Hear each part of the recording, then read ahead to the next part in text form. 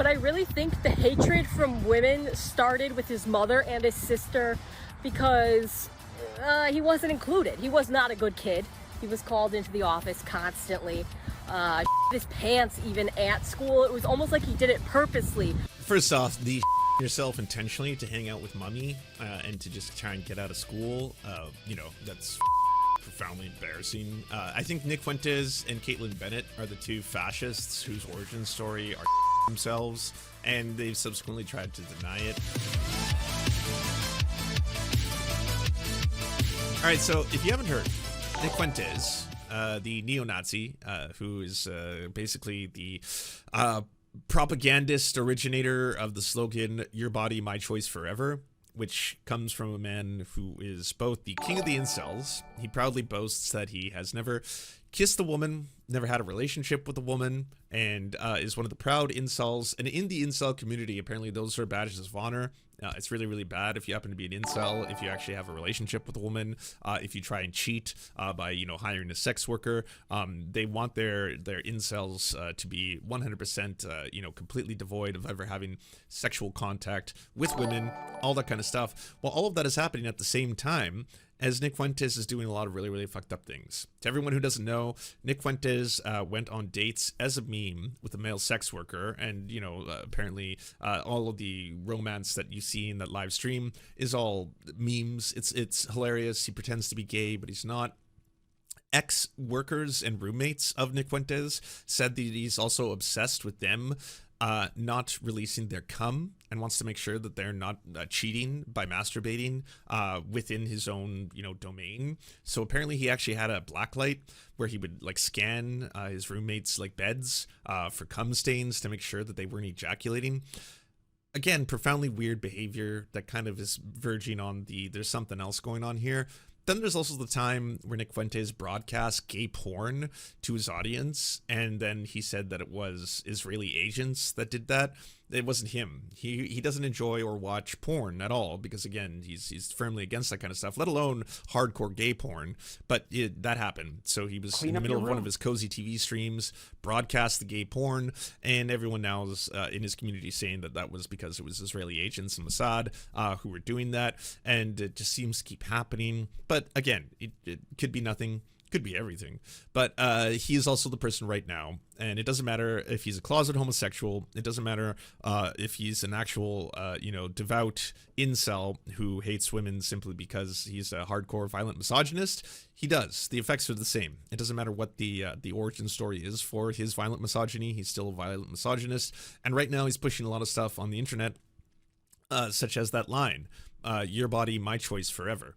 Now, the backlash to that was that a lot of people found out where he lived and started saying, your house, my choice. And so they started posting on, you know, the internet, the pictures of his home, where his house is, his home address, other information about him, all that kind of stuff. And I thought that, like, you know, Elon Musk would, like he did with JD Vance, try and put a cork on this. Maybe there's just so many people who hate him. Maybe he's so universally hated that like no one really wants to try and control this, or there's just so many people who are spreading this, just no way to actually contain it. But if you spend 5 seconds on Twitter, if you search for the name Nick Fuentes, you will see a plethora of photos of his house on Google Maps, where his address is, all that kind of stuff, because there's hundreds of thousands of likes and shares on this kind of stuff. Someone did show up at his house, and it was a woman. And apparently that woman who was staring at his home had another woman who pulled up in a car and was like, what are you doing? And she's like, oh, I just want to ring the bell and see if Nick Fuentes is there. And then she was like, is this supposed to be his house? And she was like, yeah. And so according to the story, she walked up to the front doors of the house. Nick Fuentes opened the door, pepper sprayed her, pushed her down the stairs, and then stole her phone. And then returned to his basement to continue being the king of the incels. This woman is going to be pressing charges. I believe, as she should. By the way, there's not a no soliciting sign on the wall. There's not a you can't ring someone's doorbell.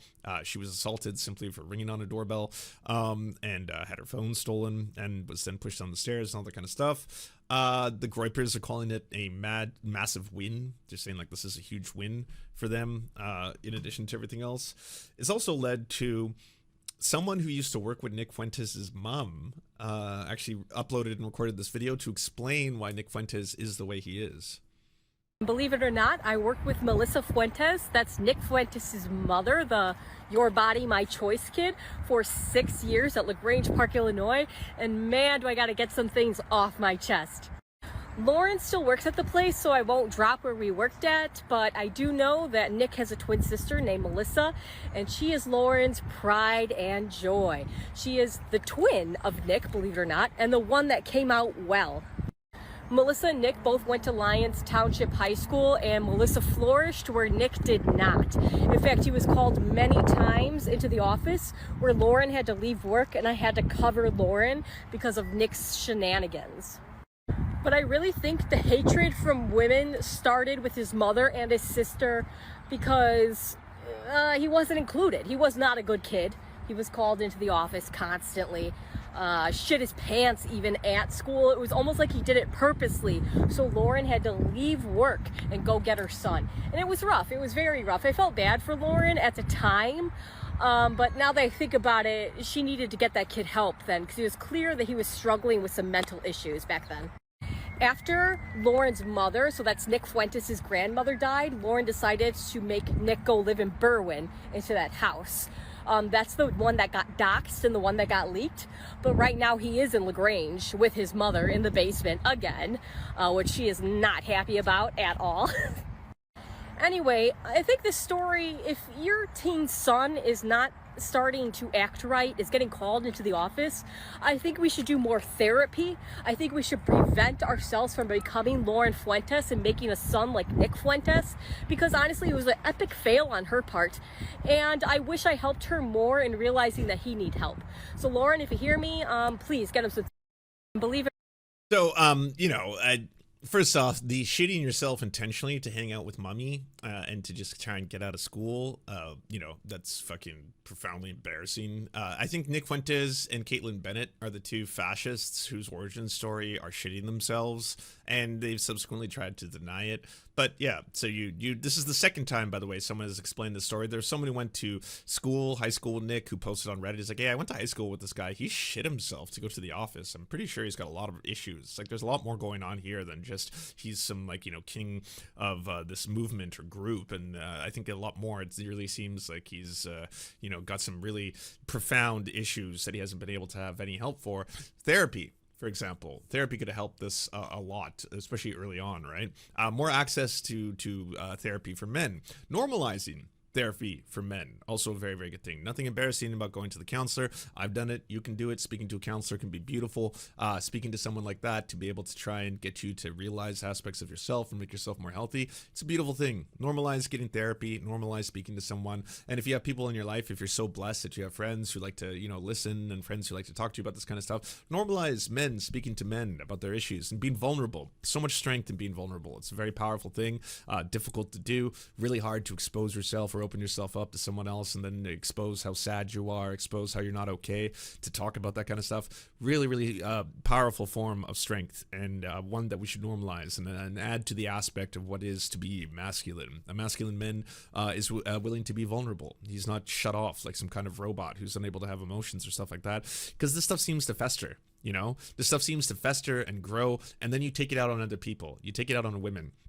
High school sucks, all right? I don't know if it's better now for kids, but when I was in high school, it sucked, all right? I was overweight. I've been bullied. I've been picked on, and it's one of the reasons why I like fighting bullies, and it's one of the reasons why I like fighting back against bullies, because at the end of the day, it really sucks. There are some people who just take all of their take all the joy out of existence by just trying to make other people feel scared, and that's their lot in life when they themselves could have a lot of problems. Clearly, Nick was so bullied and so awkward and so socially inept in school that it turned him into a Nazi. He was such a mama's boy and such a Nazi that he shit himself intentionally to try and get mama's attention and try to get out of class. And yeah, that probably haunts him to this fucking day. That's no excuse. None of that is an excuse. I don't feel any ounce of pity for a man who's now taking all of his own problems and trying to pass them off onto women, pass them off onto Jewish people, pass them off onto minorities. Like, that's exactly what he's done, because he's gained a very large amount of people who follow him, who listen to this kind of shit. And guess what? You can get bullied in school, you can get treated like shit, and you don't have to turn into a Nick Fuentes, all right? You can get fucking picked on, and you don't have to turn into a neo-Nazi who tries to make everyone else and their lives harder. The same thing with Steven Crowder. Apparently Steven Crowder was picked on a lot, as most people are. You know, high school can be ruthless, and then he decided he was going to become a lifelong bully and pick on vulnerable minorities, to pick on people who are already having a hard time. And, you know, while it is tragic that this shit keeps on happening, that we have a literal Nazi who shit himself, and then that's his origin story. You know, the day the shit came out, he announced that he was Adolf Hitler or something like that. It's also a really big sign that this needs to be something where people do reach out and talk about it. This was the post about it. So noted fascist and dumbass Nick Fuentes went to the same high school as me and graduated a couple years after me. In high school, he was a notorious weenie and shit his pants running the mile. If you reply to one of his tweets pointing this out, he'll block you immediately. And if you just tweet it yourself without even tagging him, he might too, because he name searches like crazy. He wasn't a fan of fashion in high school at all. He started being a MAGA guy because, in his own words, it was profitable. So after he graduated, everyone knew he lost all respect for him and wouldn't talk to him. So one Christmas break, he bought a massive amount of weed and offered to smoke people out, and everyone said no. So he went on a huge, now deleted Twitter rant at 6 a.m. Christmas Day, going on about how marijuana is the devil and makes you a communist or whatever. And people replied to it with screenshots of him texting them offering to smoke him out. Lamau. He enrolled at Boston University to, in his own words, engage liberals at one of the most left-wing schools in America in political debate. He got in because of his legacy admission and a legacy student scholarship, and then he dropped out after, shocker, no one would talk to him because he was a virulent fascist. Then he tried to attend Auburn, but they rescinded his admission after learning that he was at Charlottesville. Now his parents bankroll him, and he spends his free time fighting with the church across the street from his parents' house over the decision to fly a pride flag. Just wanted to share how pathetic this dude is. And this is actually the core of a lot of the Nazis. And by the way, the Nazis and the rapists are fighting each other. Too tired not to do a show tonight. Andrew Tate, log in and perform, monkey. Your body, our choice. Yeah. Shitty person versus shitty person. So I did it once, I made my point, I proved my point, and now I'm good. Now I'm done, all right? Oh, yeah, fake cell. Call me a fake cell all you want. I'm an incel, all right? I know I'm an incel. My hero falls. It was 9 years ago. This is because someone found out that apparently he kissed a girl on the cheek or some shit, and now they're calling him a fake cell. Profoundly weird rules, apparently. Like, you're not a true believer, bro. You're not a real one. You're a fake cell. Easy mode. Breaking news. Fakest of the fake cell. Wannabe incel. But like I said, I didn't choose to not want to be in a relationship. I didn't choose that, okay? I'm a misogynist, and I didn't choose that. I didn't choose to be born. I've never touched a woman in my life. I'm stone cold to somebody. Yeah, well, I don't even want that. So, I don't want touch. I don't want a relationship. You know what I want? Total Aryan victory. That's all I want. I didn't choose that. Now, again, knowing that the guy is probably just a profound closet case who shits himself, and that's why he became a Nazi. Like, yeah, I mean, in other worlds where he didn't have a voice and he wasn't the front of a violent misogynist campaign, sure, I'd be like, that's sad. I mean, it is sad, but it's just sad and pathetic, because ultimately, yeah, someone's got to live not the life they want to live. They have to live a fake life, a grifting life, by the way, one in which he's like trying anything to just, you know, make it work. I just desperately want to be liked. I desperately want to be a streamer. I desperately want mommy, so I'm going to poop my own pants so mommy shows up, and then I'm going to go to a school, and when I get to that school, I'm going to be the epic weed stoner, and I'm going to smoke everyone out, and then everyone's like, no, dude, you suck. I don't want to smoke weed around a Nazi and listen to you talk about how, profound your Nazism is becoming once you're high. I just want to get the fuck away from you. And then it's like, oh, well, weed is the devil. Weed is communism and Satanism, and then now I want to get into a different school, and now I'm at Charlottesville, where I finally feel I have power, and we're holding power over all these people, and I'm surrounded by so many powerful, strong men with beautiful bodies who are very muscular, and they're chanting, and we're all talking about taking in victory for the Aryan race and all this other, like, it sucks. It sucks that these are the faces of the fucking Nazi movement, the Aryan movement, the incel movement, and they're all just profoundly sad and lonely men. And in the case of him, probably a closet case who shit himself. And like, fucking just you had to make it everyone else's trouble. Everyone else has to suffer. Women have to suffer because you shit yourself and you couldn't meet anybody. All that kind of stuff. All I want is revenge against my enemies and a total Aryan victory. Hugs and kisses, touch, sappy stuff, hand-holding, please. All I want is revenge and an Aryan victory for my people. Fucking fuckboy loser. Just all I want is revenge and the Aryan victory. All I want, the tiki torches will fly. Fucking sucks. Fucking sucks. Oh my god.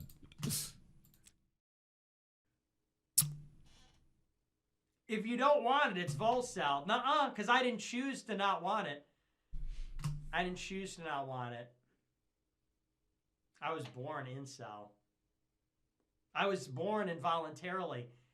You're talking about your sphincter, and it seemed to have released itself, and now everyone else has to suffer the consequences. It's too bad. But, yeah.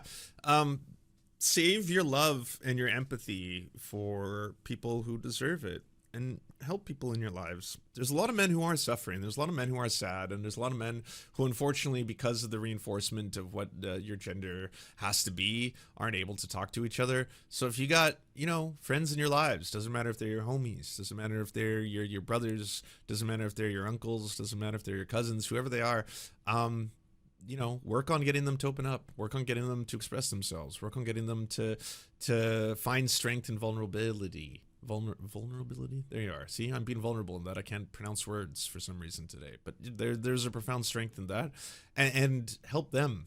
You know, let the Nazi fucking shitting themselves weirdos shit themselves to death. Honestly, I'm you know, that's the only pathway forward. Hey, if you'd like to unlock secret bonus episodes as well as uncensored content, go to patreon.com/the Serfs. This show is produced by Anna Loves Riley, Arian McCarthy, Cheryl Alvarez, Comrade Junkie, Doug Caddy, Everything Important, Hagbard Celine, Jimmy Sombrero, Multimondi, Omni, Political Puppy, Preston Kroll, Quiet 185, Riley and Anna, Roller Dragon, Cernicus, Stellar Gwyn, Sebastian Demel, Travis McClinton, Trincel, Words Greenwood, with additional support coming from all of these amazing human beings right here.